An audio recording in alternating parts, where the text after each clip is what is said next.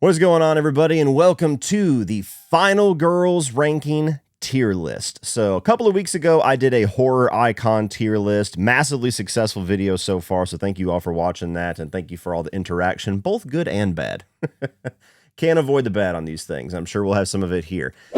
Every single month, I give my patrons the chance to vote on a topic for me to do a video, and this month, they chose the Final Girl tier list. There was a couple different options, and this is the one that stuck out to me, and I'm glad this is the one that they picked. And I've got 50 Final Girls on this list. I started and I had a list of 30, and I was like, I'm missing some important ones. Got it to 41, still wasn't quite satisfied. Rounded it out at 50, and I think I've got pretty much every Final Girl worth talking about here. There's going to be a couple of them from like the Friday the 13th franchise and a couple from the Texas Chainsaw franchise that I genuinely just don't remember anything about their character, so there's nothing I can say of any value to them. Maybe one day we'll rank all the Final Girls in those individual franchises. Now, as far as the categories here on this tier list, from best to worst, we've got Scream Queen, which is for all of the greatest Final Girls of all time, in my own opinion, my personal favorites. Bad Bitch, which are the Final Girls that are just kick-ass. Not only do they survive their movies, but they're just a badass.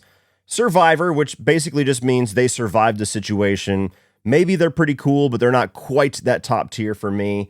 She Got Lucky, meaning she survived because of other interactions of characters or because she just happened to be the last one there. Not necessarily a character I dislike, but a character where there's not really much that stands out about them aside from just being the literal final girl. And then we have Rooting for the Killer, which basically just means I did not like this character for one reason or another. Maybe they were written wrong, maybe the performance was annoying, maybe the character does a lot of stupid things that gets other characters killed. There was something about this final girl that genuinely wanted me to see them meet their fate by whatever the killer of the franchise was. Now, I described those in pretty well detail, but due to some of the misunderstanding with my previous tier list video, let me make this clear. This is a ranking of my own personal preferences from worst to best. I don't give a fuck what these tiers are called. This is basically ranking them from worst to best. So if somebody goes in my top tier, that means they are my personal favorites. If they go in the bottom tier, it means they're my personal least favorites. I don't want to hear any objective bullshit or any kind of rationalization about why the general public considers this character a Scream Queen, so you drop the ball. I don't give a fuck. This is my list. Are you here for my opinion or for the general public? I'm going to put a link down in the video description for this tier list template. If you guys want to make your own, tag me in social media so I can check out our difference of opinion. I'm sure we're going to get a variety of differences with 50 characters to talk about here. And the gargantuan task of making your own tier list of 50 different characters is significantly easier when you have fresh, delicious, ready-to-eat meals at your disposal. So be sure to check out the sponsor of today's video, Factor. Well, summer is over, school is back in session, and most of us are back to our busy schedules of transporting kids, attending practices, or even closing out a few end of summer goals for ourselves. And with so much going on taking up our everyday lives, it's hard to carve out time to maintain a healthy eating habit. My average weekday is non-stop from the time that I wake up to the time that I lay my head on the pillow at night, and I can promise you the first casualty is going to be me eating something healthy. But with Factor meals, you can skip the trip to the grocery store, the chopping, the prepping, the cleanup, and enjoy fresh, never frozen meals that are ready in just 2 minutes. So all you have to do is heat, enjoy, and then continue striving to achieve your goals. And there's even calorie smart meals with around or less than 550 calories per serving. With over 34 chef prepared and dietitian approved meals, there's a variety of weekly options that will never allow you to fall victim to food fatigue. Plus, you can round out your meal and replenish your snack supply with over 45 different add-ons, such as apple cinnamon pancakes or fruit smoothies. So if you're looking to take the hassle out of healthy eating, head to factor75.com or click the link below and use code CodyLeach50 to get 50% off of your first Factor box. That's 50% off by using the code CodyLeach50 at the link in the video description or by going to factor75.com. And thank you to Factor Meals for partnering with me on today's sponsorship. All right, with all of that out of the way, let's go ahead and kick this thing off. And this tier maker randomizes all the pictures that I come in here, so not really any rhyme or reason to where we're starting or finishing. But Sienna, Lauren Lavera's beloved character from the recent release of Terrifier 2, comes in the very first spot. And I'm sticking Sienna right up in Bad Bitch. Now, I have every confidence in the world that if Terrifier 3 delivers, Sienna's probably going to be cemented as a Scream Queen forever. And the character made such a big impact that there's plenty of people that would already call her a Scream Queen. But I don't like to have recency bias. So I love the performance. Lauren Lavera is an awesome person. And the character of Sienna was just a kick-ass final girl. Like one of the most visually stunning as far as her costume and the whole Valkyrie look, but also the villain that they go against and the amount of damage and the amount of pain that they endure to eventually triumph over the villain. Nothing less than a bad bitch can survive that. Now we got Laurie Strode. And look, all right, just go ahead and get the comment section. You fuckers fell for it again. You fell for it again. You know you did. Just tell me you did. You knew you did. Scream Queen. Scream Queen. Look, I got my issues with certain versions of this character. I am not nearly as enamored with the recent trilogy utilization of Laurie Strode, the Seracana version of Laurie Strode, if you will. But Laurie Strode is kind of the quintessential final girl, and there is a lot of reasons for that. Not only is it just the performance of Jamie Lee Curtis, but also just the dedication that she has to the character. My favorite is H2O. That is the baddest version of Laurie Strode, in my opinion, and I think that she works really well in the first two movies. Not necessarily the most active character. Like, if it was only Halloween and Halloween 2 in existence, she would probably be in Survivor, because she just quite literally survives. More so Halloween 2 than Halloween 1, but she's an awesome character. She's one of the most iconic of all time, and there's a reason. Now we have Erin from You're Next, and Erin is absolutely a bad bitch. Like, that's kind of the whole appeal of that movie, is you have your quintessential, run-of-the-mill, seeming little home invasion movie. These people with, like, rabbit masks come in with this rich-ass family there, and she fucks them up. And then the movie just basically becomes a showcase for how badass and vicious this character can be. You know, You're Next is not a movie that made a huge impact that I heard about whenever it first came out, but over time, people have been discovering You're Next and being like, dude, this chick is awesome. Can we get a sequel, please? Now we have Dana from Cabin in the Woods, and I'm going to stick her in Survivor. You know, she's literally titled Final Girl as far as like the lore that she is taking place of. All the different characters play a certain role in quintessential slashers. There's a whole bunch of meta stuff going on in that movie. It's an absolute hilarious and very smart horror comedy to check out if you have not. I don't remember too much about this character, to be honest with you. She's not the most standout character in the cast. I actually think the stoner character that she survives with at the end, the final guy of the movie, makes a little bit more of an impact than she does, but she's entertaining enough. She's memorable enough. Now we have Seracana. And look, I don't want to hear any bullshit about The Terminator not being a horror film. Specifically the first film. After that, yeah, you no argument. They're action movies. They have horror aesthetics. They have horror elements, but they're predominantly action movies from Terminator 2 onward. But that first Terminator film is a straight up horror film. I even think of it as a slasher. And she is absolutely the final girl of those stories. And she is my favorite Scream Queen of all time. That is my favorite final girl of all time because of the storyline that she endures during the first two movies. And I'm one of those weird people on an island that love what they do with her in Dark Fate. And I think it brings her character even more into Scream Queen territory and just badass character territory, to where she's just a regular old waitress in the first film. She gets thrown into this larger than life horrific situation, this unstoppable monster tearing through all the Sarah Connors of, I think, was it LA, isn't that first film? And then she ends up surviving by the end by becoming the soldier that Kyle Reese tells her that she's supposed to be. You're terminated, fucker. Teaches her son, and then she is just a bad motherfucker in that second movie. So I don't want to hear any blasphemy about she doesn't count. I don't care. She counts for me, and she's up at the top, baby. Now we go over to the Jordan Peele verse, and we have Adelaide, or is it Red, or is it both, from Us. And I'm not a big fan of the movie, and so it's hard for me to separate that from my thoughts on the character and the way that they utilize the character.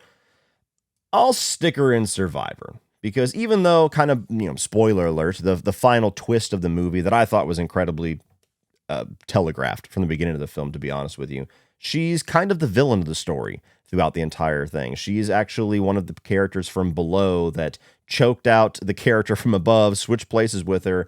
And so what we see as Red in the movie is actually Adelaide. And by the end of it, you're like, well, damn, Adelaide was kind of right then. I kind of understand why she's so pissed off and trying to take the life from Red, because that's what that was the life stolen from her.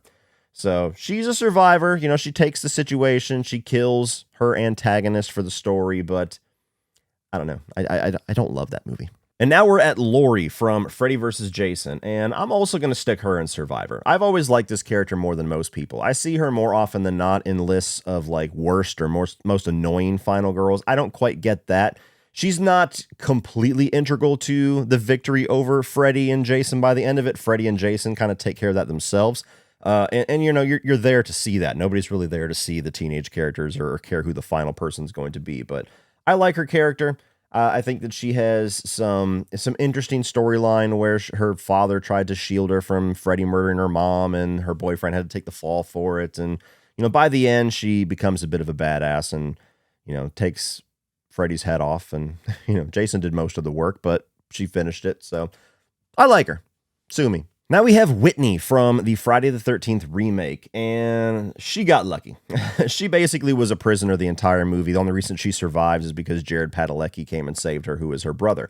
I like his character. I like the motivation and the storyline that Whitney's character gives him, but Whitney doesn't really make much of an impact at all in the movie, even after she is saved. I mean, you have that really shocking twist to where you have, I forget the name of the character, but you're following her and Jared Padalecki for most of the film, and you really think she's going to be the final girl, but then she gets killed shockingly in the third act, and Whitney becomes the final girl. And it's an effective little surprise there, but they don't replace that character with somebody interesting. Whitney's just happens to be the final girl. Nancy Thompson, do we need to waste any time? Absolute scream queen. I've always preferred Nancy to Laurie Strode. I need to say that right off the gate, just to make people mad, I guess. But Nancy Thompson, to me, has always been a fighter, and that's the type of final girls that I like the most. You know, Laurie Strode especially didn't become a fighter until H2O. But Nancy, from the very first movie, and this is not something that you see in most of the characters in this list. From the very first movie, she is like, I ain't taking this shit no more. And she creates those traps, and she uses herself as bait and goes right into the lion's den to try to take out Freddy. Does it yet again in Dream Warriors to save a bunch of kids, and quite literally sacrifices herself to get that done and to save all of them. And even if you consider the Wes Craven's New Nightmare, who's literally just Heather Langenkamp, but if you consider that Nancy by the end of it, that's probably the best performance that Heather Langenkamp gave as Nancy or herself in that same type of character in New Nightmare. So there's a reason why, even to this day, even after Robert Englund has said umpteen times that he's done with this franchise, people still hope that Heather Langenkamp and Robert Englund will come back for one more because she's just that impactful of a character. Now we have Julie James from the I Know What You Did Last Summer franchise, and soon to return in a requel, apparently. Shocking. She got lucky. I've never really been that enamored with this character, nor have I been that enamored with those movies, to be honest with you. Now, I love Jennifer Love Hewitt. I've always loved Jennifer Love Hewitt. But the character doesn't really have much that stands out about her. She's almost whiny in the first film. She almost doesn't even fit the role, because somebody as unbelievably gorgeous as Jennifer Love Hewitt playing kind of like the awkward outcast girl just never really works. But even in the second film, where she's a little bit more take charge and she knows the situation and she's ready for the killers to a certain extent, she still doesn't really stand out much. You know, she takes them out, or maybe she didn't. We'll find out whenever they have this requel come out. But yeah, she got lucky. Alice from the original Friday the 13th. I'm also gonna stick her in She Got Lucky, and I'm bordering on rooting for the killer. I don't really care for that character at all. She doesn't do anything that offends me or annoys me. It's the only thing that saves her from that bottom tier. But this is the quintessential final girl that has nothing that stands out about them aside from just being the last one alive. Like, Alice takes no force whatsoever in that story, if you even want to call that first film a story. She just happens to be the last one alive, and there's not even really a rhyme or reason to why Mrs. Voorhees shows up and has the whole charade about, oh, come on, dear, let me help you out. I'm an old friend of the Christies, and let me explain everything that I've been doing in this movie for you. Like, that's all there for the audience, but there's no really a rhyme or reason of why she decided to stop and not kill Alice right away. And Alice getting the upper hand and taking the head of Mrs. Voorhees, I mean, credit where credit is due. She killed her. She ended it, I guess, but is it that memorable of a final fight? And does it feel like it's really that fair with a much older woman fighting her? I think age, just kind of youth, I should say, was the only thing in her corner in that one, which is why she absolutely got lucky. Now we have Ripley, and right up there to Scream Queen. Ripley is the shit. Ripley's probably the most popular answer that I've seen, aside from Laurie Strode, for most people's favorite final girl. You have Alien, that's essentially like Halloween in space. It's a slasher in space, and she's a character that makes a presence, and she has a strength to her even before you find out that she's the last one alive in that first film. But she takes charge of that situation. She jettisons that fucking thing out of the airlock and, potentially saves humanity. And then it's just all compounded exponentially when you get to Aliens, to where you have a whole militarized group of colonial Marines, and she makes them all look like little bitch morons. Like, everything that she says, she's so much smarter than them. She's so much more on top of things than them. They all die one by one with the exception of Hicks. And by the end of it, when she walks into that hangar in that little loading suit and says, "Get away from her, you bitch." Get away from her, you bitch! That moment right there cements her as a Scream Queen forever and always, no matter what happens in Alien 3 and Alien Resurrection. Oh, now we got the Rooney Mara version of Nancy Thompson, and we have the first culprit in rooting for the killer. Look, there is a laundry list of issues with the Nightmare on Elm Street remake, but one of the more sizable ones is Rooney Mara's performance as Nancy. And she's gone on record multiple times since this movie came out that, in lack of a better word, I'm paraphrasing, she just didn't really give a fuck about the movie, didn't give a fuck about the role. And that pisses me off to my core as somebody that adores Nancy Thompson as a character and adores the Nightmare on Elm Street franchise. If you didn't care about the role and you had no value in your mind whatsoever of what you were portraying, then you shouldn't have taken the role and shouldn't have taken the fucking paycheck. So it just annoys me to no end. It could have just been a bland performance and she could have kept her mouth shut. But the fact that she threw salt on the wound and said, "Oh, fuck this character. I don't care. I'm above this," basically. No. Freddy should have killed you. The entire cast of Black Christmas 2019. I cheated just so I could say that. You suck, you jackass. Now we have Helen from Candyman. Now, I've gotten some pushback on Helen when I've called her a final girl in the past, because technically by the end of the movie she dies, but does she really? Because she kind of just gets reborn as something else. I don't know. We can get into nerdy debates about that, but for the sake of the list, we're going to call her a final girl. If you don't think she's a final girl, fair enough, but I do. And I'm going to throw Helen up into bad bitch, because not only is she such an impactful character, and she is one of the biggest strengths of that original movie, but when you have the fate that she befalls at the end of that film, like literally getting burned alive to save an infant and to take out Candyman, and then she gets rebirth as like the new Curse of Cabrini Green. Is there a more badass ending for a final girl? Is there a more badass way to have a dark fate for a final girl? I mean, I don't think so. So she's up there with me. She's always one of the most memorable. And if they ever did well, I guess they did do a requel, didn't they?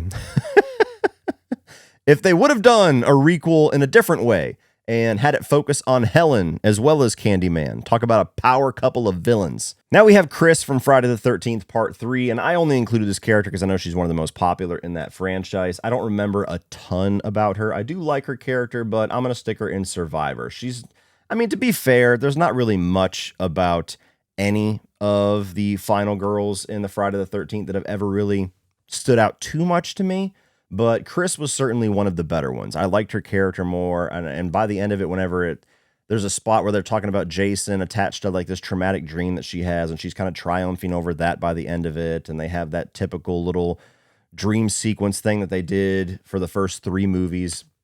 She's a good enough final girl. Now we have Clear Rivers from the Final Destination franchise in the first 2 films. I'm going to put her in Survivor. I don't really think she's the most likable character, but she doesn't do enough for me to throw her in like rooting for the killer or anything like that. I don't really buy the relationship love interest stuff from the first film. She's just kind of the outsider girl that kind of rises to the top as a survivor, and that's fine. I don't think anybody that was a fan of the first film would have chosen her to be the recurring character over Devon Sawa in Final Destination 2, but for whatever reason, she was. They killed off Devon Sawa off screen with a fucking brick. Ugh. But in the second film, you know, I liked the little spin of the story that they gave her about cowardice, to where she's hiding in a rubber room trying to avoid death, and at the same time, she's letting other people befall these fates without trying to help them. But then, when she tries to help everybody, she befalls the fate that she was trying to avoid the entire time. So it looks like she was right. Yeah, decent enough character. I don't hate her. Don't really like her either. Mia from the Evil Dead 2013 movie, I believe. I was going to say the remake, but is it a remake? Is it a sequel? I don't know. It's just a new Evil Dead movie. She's going right up into bad bitch, and I really hope, like I'm crossing my fingers with the success of Evil Dead Rise, that eventually we will get her returning in another movie, because there is so much that I love about this character and the character arc, and it's a very surprising final girl. Like the whole movie is kind of almost directing your attention to different people of who's going to be like the Ash character by the end of it. And I don't think Mia was ever the obvious choice, because she's the first one to get possessed, and she's the one who's kind of like the villainous presence of the Deadite the entire movie. So you have this girl who is a drug addict. She brings all her friends to this cabin, which gives a very well-written, sound reason why they don't believe her and why they stay in the cabin. Then she becomes this really great, terrifying performance throughout the movie as a Deadite. And then she comes back to being a human by the third act and has the whole raining blood sequence and gets the chainsaw and rips her own arm off and fucking shoves the chainsaw down the throat of the demon. It's like, oh my God, yes. Bring her back now. We got Maxine from X, and look, I absolutely love X, but as far as her character, I'm going to stick her in Survivor. When Maxine comes out next year, maybe there'll be something about that movie that'll turn her into even more of a bad bitch or potentially a scream queen, but you have Pearl, who's absolutely the standout of that movie, and then eventually Pearl, which came out later on that year. Maxine is an interesting character. She definitely feels like this, you know, grab life by the horns type of person, but it's a mix of her being a strong character and her just happening to be the last person alive in X, which lands her right here in the middle, just that safe survivor spot. And now we have Tree from the Happy Death Day franchise, and I am also going to stick her in Survivor. Now, I like her character a lot. I think that that character starts off as somebody who is insufferable in the first Happy Death Day, and I think most people, including myself, watched it and were like, oh, they're going to try to make us like this girl. She's a complete bitch. And by the end of the film, I absolutely loved her. They turned me around on her character completely. And I also enjoyed Happy Death Day 2. Not quite as much as Happy Death Day, but those movies genuinely surprised me.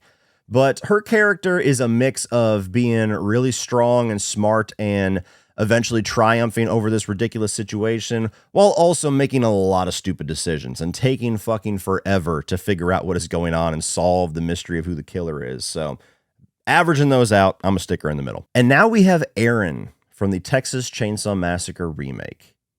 And this might shock some people, but I'm going to stick her in rooting for the killer.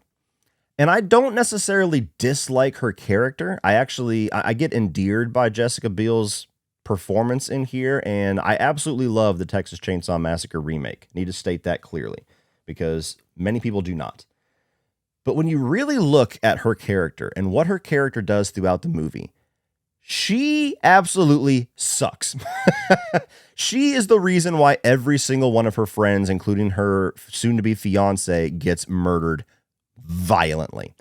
I mean, she is the quintessential, like, dumb-ass character in a horror film that just does everything wrong and won't shut the fuck up. And so they have this chick that kills herself in the back of their van, and they got this creepy-ass fucking podunk Texas town, and they keep going along with things and staying in the town and trying to hook up with this creepy-ass sheriff and leaving the fucking van and doing all this crazy stuff because she won't let them leave, and she won't stop her.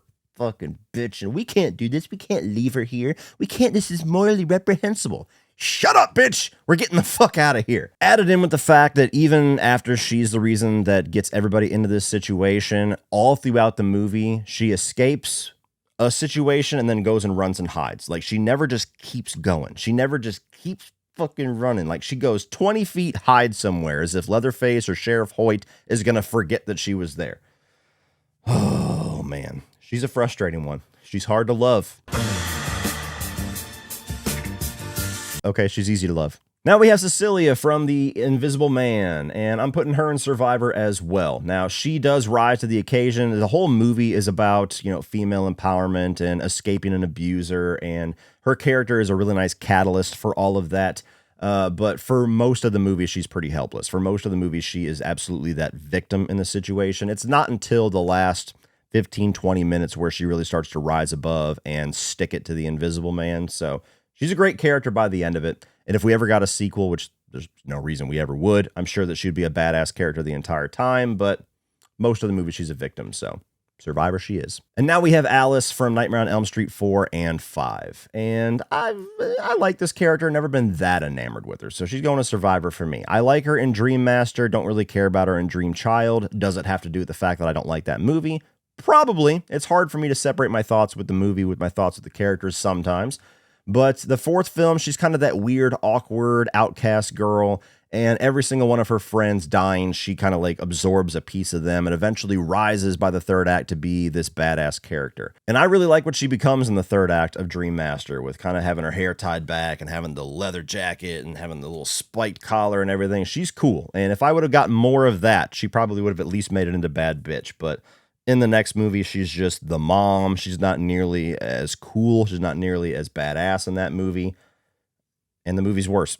So, yeah, she's a good character. Never been anywhere near Nancy for me. And now we have Jamie Lloyd. Jamie Lloyd's a tough one because can a little girl ever really be a bad bitch? I don't know. This might be an unfair, contest, if you will. This might be unfair standards for her character. So I'm also going to stick her in Survivor. Like the fourth film, she's just the innocent child, the cute little girl that you want to survive. And Rachel is very much kind of your strength that's hopefully going to achieve that goal for her.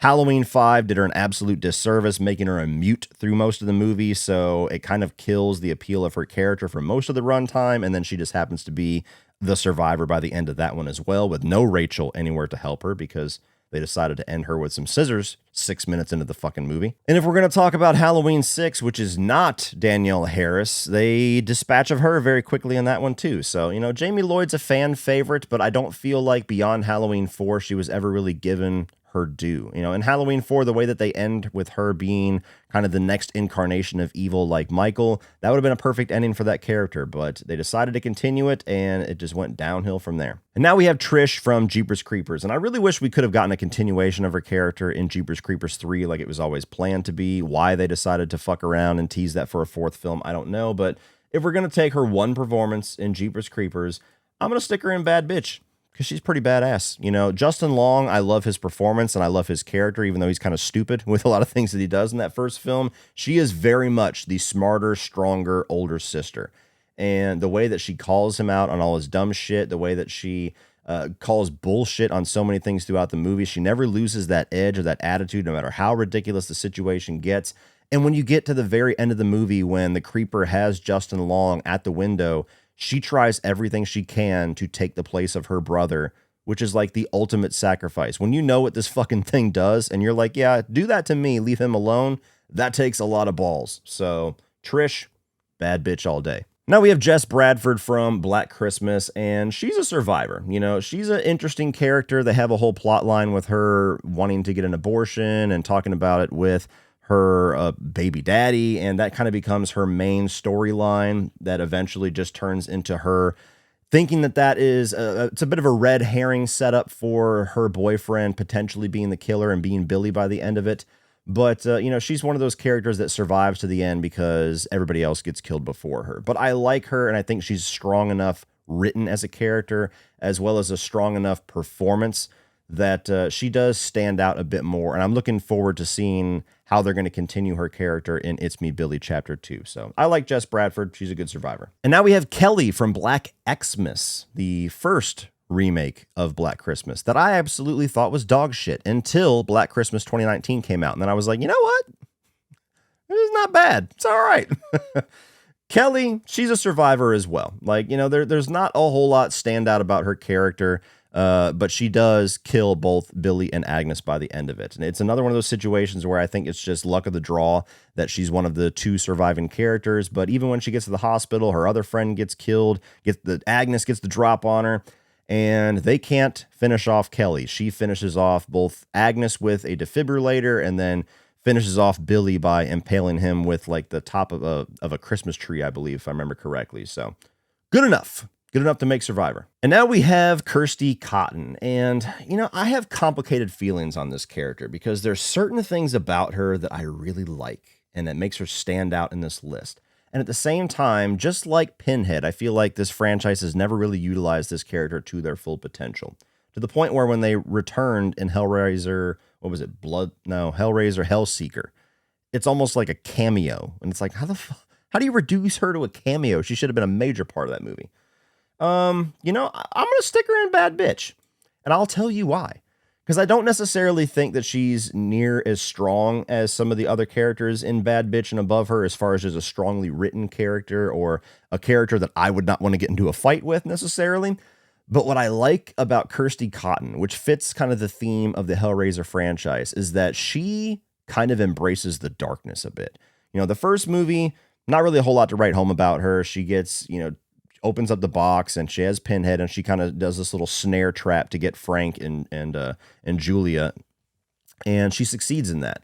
You get the second film and she kind of becomes this protector character, kind of like Nancy in Dream Warriors to a lesser extent, and she even puts on the skin of Julia to be able to like triumph over this situation by the end, which is a little sick and fucked up.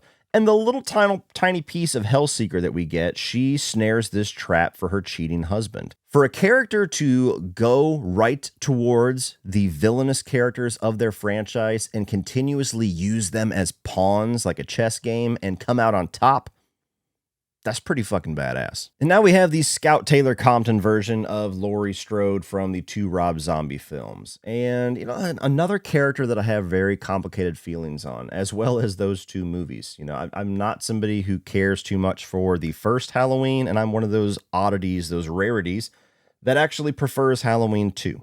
Though I understand why a lot of people despise that movie. Absolutely, would never argue that one. Her character has some strength to her and has I do get endeared by the trauma that she goes through, which is kind of more the focus of the Rob Zombie films, and her finding out about her lineage in the book and things like that, and just being tormented by the Myers name. I think it's an interesting way to go, but she's also a very grating character because she's just very loud and profanity fueled and just treats everybody like shit. She's not really somebody that I feel like is just kind of a moving piece on this chessboard and she just happens to get lucky by the end of it. I think that she does fight and go through a lot of hell in that first movie as well as the second film to be able to survive, but there's not enough there for me to completely call her a bad bitch. So definitely the lesser version of Laurie Strode. Maggie, also known as Catherine Kruger.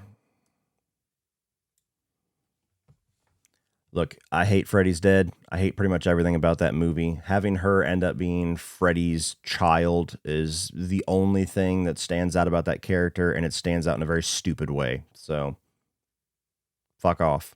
All right, now we have Stretch from Texas Chainsaw Massacre 2, and this is another character that's complicated for me. I'm going to stick her in She Got Lucky.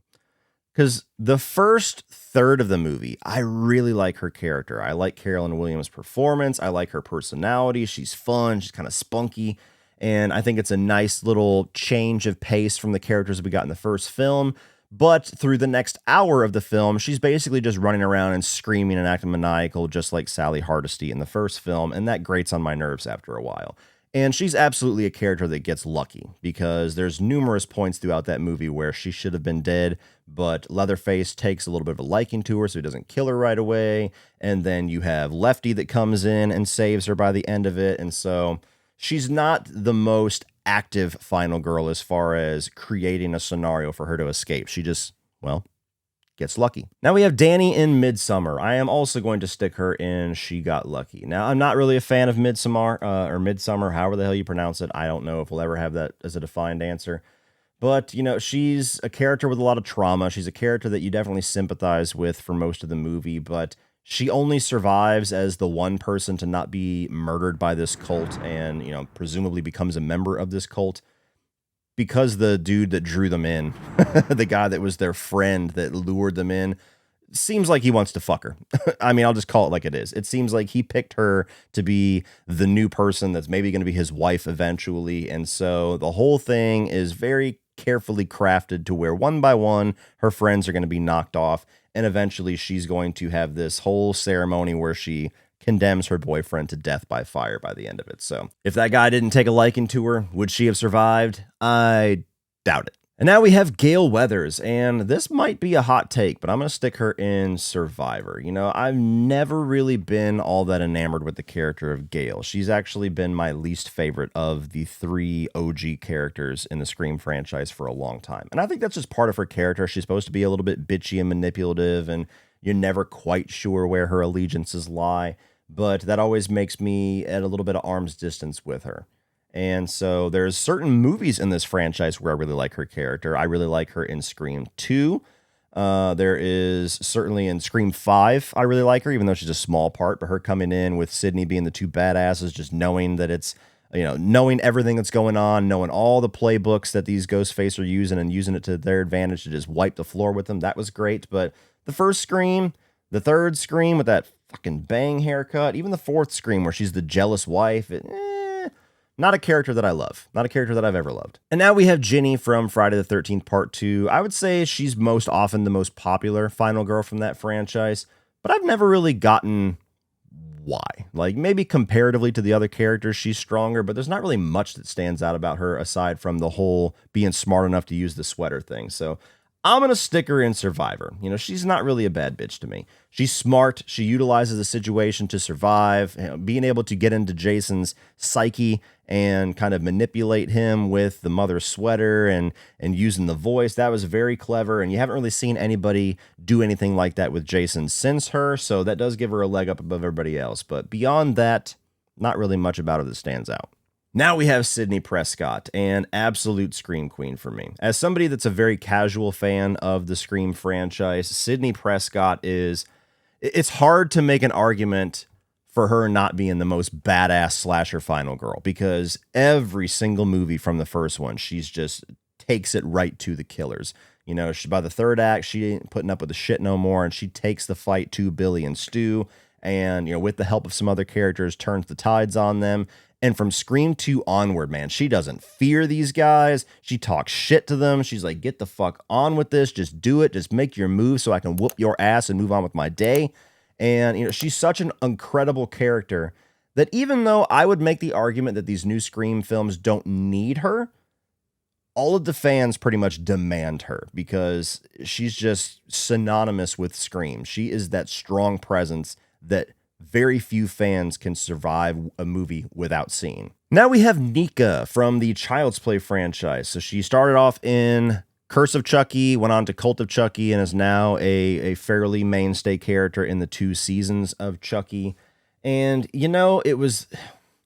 If we were just grading Curse of Chucky, I would probably put her in Bad Bitch, because by the end of it, she's pretty fucking awesome for being somebody who is confined to a wheelchair, being able to rise through that situation and kick the shit out of Chucky. You want to play, motherfucker?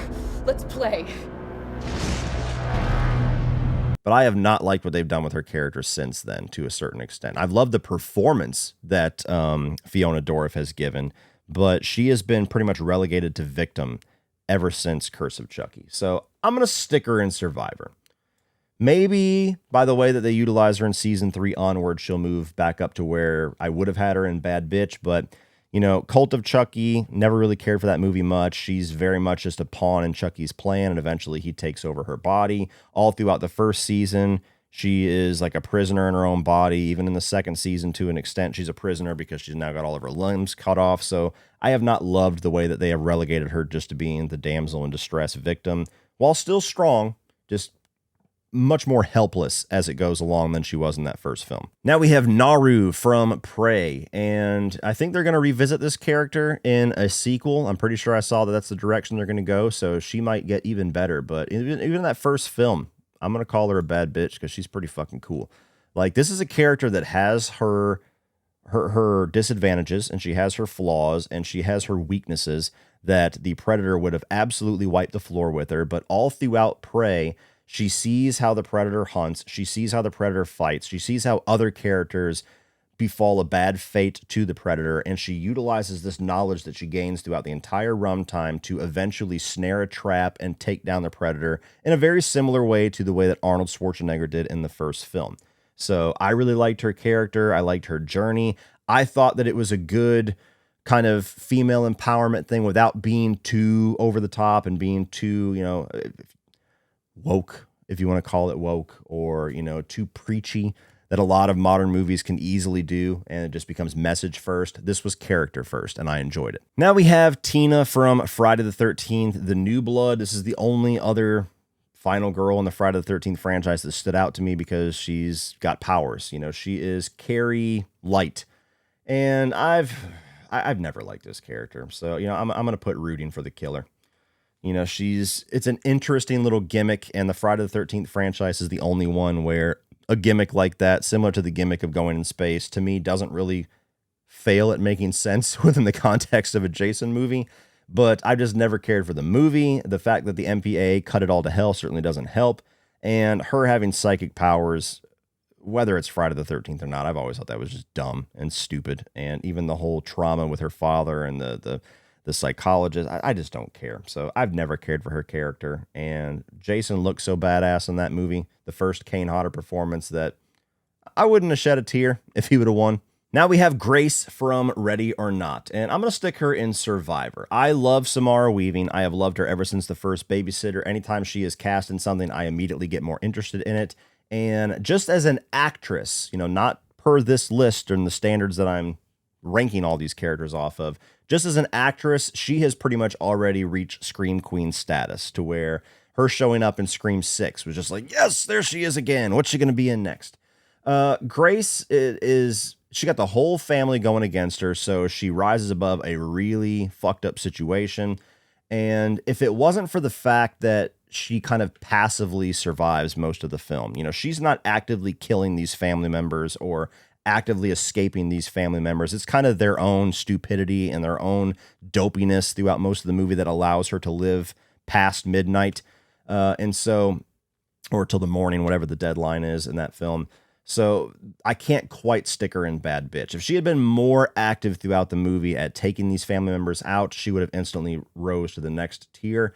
But as of right now, she was a pretty memorable survivor in a pretty memorable movie. Now we have Rachel from Halloween 4 and a sneeze of Halloween 5. I'm also going to stick her in Survivor. If it wasn't for the way that they just decimated this character in Halloween 5, I think she had the potential to make it up to bad bitch.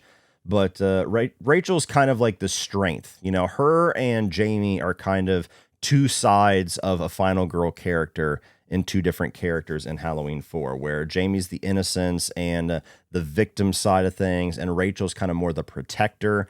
And being that the movie kind of starts off with them being a little at odds, Rachel not necessarily wanting to be the older sister, not really taking on that role too much, and the fact that she rises up to that occasion to save her from Michael Myers throughout most of the movie, makes her a really strong character, makes her a fan favorite character, to the point where everybody was furious in Halloween 5 when they just unceremoniously killed her as if she was nothing. But they did. So Survivor's as high as she's making it. Now we have Rocky from Don't Breathe. And, this one's going to create some debate, I think. It's going to create some interesting discussion. But I was rooting for the killer. Save for the turkey baster scene. That is the one moment where you're like, oh my God, no, he needs to lose and she needs to win. But beyond that one element, and even despite that element to a certain degree, what does this character do? So she decides that her financial situation is dire enough to where she justifies robbing an old blind veteran of all of his money, which more or less is sentencing that guy to death, because we don't need to get into it, but the government would not have reimbursed him. We'll just say that. So she basically says, this old guy that fought for the country, yeah, fuck him. I'm taking his money and he can just live in squalor. I could give a shit. And she gets her douchebag ghetto boyfriend to come and help her out, gets him killed, which, whatever. Did anybody cry for that guy? And then she has Dylan Minette, who is the much nicer, much better off person that would have had a very good life that is only in this situation because he has a crush on her. And she manipulates and uses that to get him there, to convince him to do it, knowing full well that he doesn't want to and he should not be there. And she fucking gets him killed too. Is there anything redeeming about this character aside from the fact that we all love the actress, and after the turkey baster scene, they very much turn you around on this guy being an absolute villain, to where throughout the movie it's more just like, oh, they thought he was the victim, but he's fighting back. He's not really a villain, an evil villain, until that scene. So is the turkey baster thing enough to consider her a great character, or a character that is a survivor or above? Or is she just a really terrible person that also got matched up against another terrible person, and she just happened to come out on top with a bunch of money? There's not really a good person to root for in that situation. You know, whether it's Stephen Lang who wins or it is Rocky that lives, a shit person is walking away with the gold in that fight. Sally Hardesty from the very first Texas Chainsaw Massacre.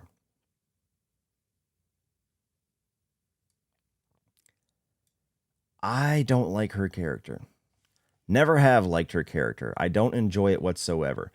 To the effect that Tobe Hooper was going for, with her just losing her absolute mind and just descending into madness by the end of the film, they achieved what they went out for. But that doesn't mean that she's a good character, and it doesn't mean she's a memorable character. Like, when they talk about best final girls of all time, I almost never hear anybody mention Sally Hardesty, even though Texas Chainsaw Massacre is one of the most celebrated horror films of all time. Even to the point where they bring her back in the most recent Texas Chainsaw Massacre, and despite the fact that they utilized her horribly, that's a character where it's just like, why? Who gives a fuck about Sally Hardesty? Why does that even make sense that she would be this Sarah Connor ripoff, and even by extension, a Halloween 2018 Laurie Strode ripoff? So, look, she just happens to be the only survivor by the end of it. And by most standards, I think it would be fair to put her in She Got Lucky. But the performance and just the screaming and the wailing and the mania in the last 30 to 40 minutes of that movie, it absolutely grates on my nerves. Like, I'm one of those rare people that doesn't really love Texas Chainsaw Massacre. I love what the movie achieves, and I think that they are spot on with making the movie they wanted to make, and I understand its relevance, and I understand its legacy 100,000%, but it's not a movie that I've ever particularly enjoyed watching, and she's one of the main reasons. Now we have Sam from Scream 5 and Scream 6, kind of like the new Sydney, if you will. And there's the interesting difference with her character is that she's got a little serial killer blood in her, so she's a little darker, got a little bit more bloodlust to her when taking out Ghostface. But I'm going to stick her in Survivor, because while I really enjoyed her character in Scream 5, and there's aspects to Scream 6 that I liked, she's also done some incredibly stupid shit. Like Scream 6, that whole third act is just an absolute mess to me. And there's so many things that she does that just makes no fucking sense. Like where she lets certain character, I don't even get into it. Just watch my spoiler review for Scream 6. You will see me go like beat for beat of all the things that made no logical sense for her to do amongst other characters in the end of Scream 6. So maybe with Scream 7, they can redeem it a little bit, but they have tarnished how great of a character that she was just a tad with that last movie. Now we have Sarah from The Descent, and, this is hard. I wish there was a category between Survivor and Bad Bitch, and she would fit right in there, because I think by the third act, she's absolutely a badass and becomes feral and like almost like the human version of the monsters that they're taking on, but she's a victim for most of that film. It's very similar to the Cecilia from The Invisible Man, to where the journey is absolutely great, and the end point that they bring her character is a great narrative full circle for her character, regardless what ending you watch. But the darker ending where she never makes it out of the cave is absolutely the superior one. And even when you get into The Descent Part 2, which I know most people are pretty down on, if you want to include that in her character arc, I also think that's a good way to bring her character full circle by the end of it. But she's a great character. But, you know, the amount of screen time and the amount of story that she has where she is this badass in the situation is a smaller chunk of the pie, where I would need it to be a bit bigger to get her to that very next tier. Now we have another Sarah, and this is the one from Halloween Resurrection. There's not many final girls in Halloween because the vast majority of the movies are Laurie Strode. But yeah, we'll include her just for the hell of it for Halloween Resurrection. And, you know, she got lucky. She's bordering on rooting for the killer, and it's not necessarily the character's fault. It's more the performance, which is kind of a rarity. Usually it's swapped. But yeah, I mean, look, Halloween Resurrection, do I need to say anything about that movie? But her character just happens to be the one living by the end of it. Busta Rhymes comes in with his kung fu to help her out. It's the line. It's the line that she has where she's swiping at Michael and she's like, this is for so-and-so, for another person, for everyone. This is for Jen! This is for Rick! For all of them!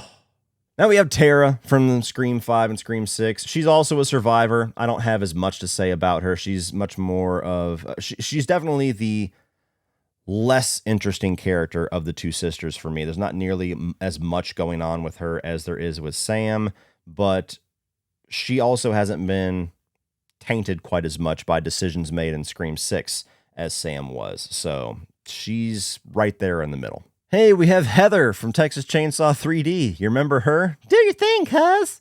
Well, I'm going to do my thing, rooting for the killer. I liked her character for most of it. Being Alexander Daddario certainly helps in that aspect, but not a very good movie. And when you get into the third act and you have the other redneck characters becoming the villains, and she takes the side of the Sawyer family and becomes the caretaker of Leatherface, the guy that butchered the fuck out all of her friends just 20 minutes ago. Go to hell. Go to hell.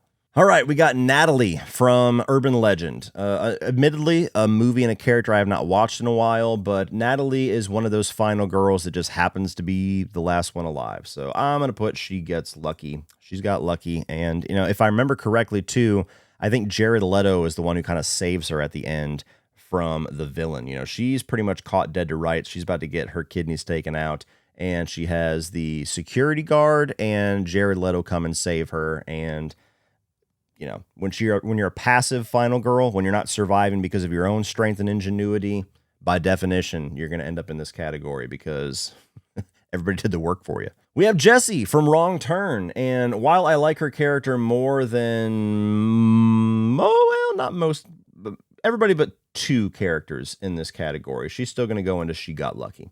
She's portrayed as being this badass, like, piss and vinegar attitude character throughout most of Wrong Turn, and then by the end of it, she gets reduced to damsel in distress. Now, that's the writing. That's not the character's fault. It's not Eliza Dushku's fault, but that's just the way the cookie crumbles. You know, she gets saved because Desmond Harrington finds her and gets her out, and otherwise she would have been chili. She would have been mincemeat. And finally, the final character to be ranked in the final girl tier list is Jen from Wrong Turn 2021, lovingly known by a lot of you as Woke Turn.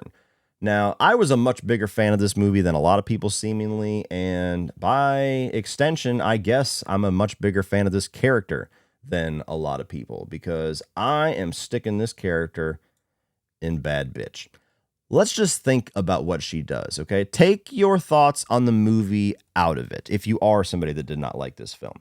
You have a character that goes off in a little hiking trip with her boyfriend and some friends, and she gets stuck in this mountain community and forced to be the wife of the patriarch of the community, and is presumably assaulted, to put it lightly, for months in the wife role, gets impregnated by the guy, finds the strength along with the appearance of her father to escape this situation and kill a few people on the way out.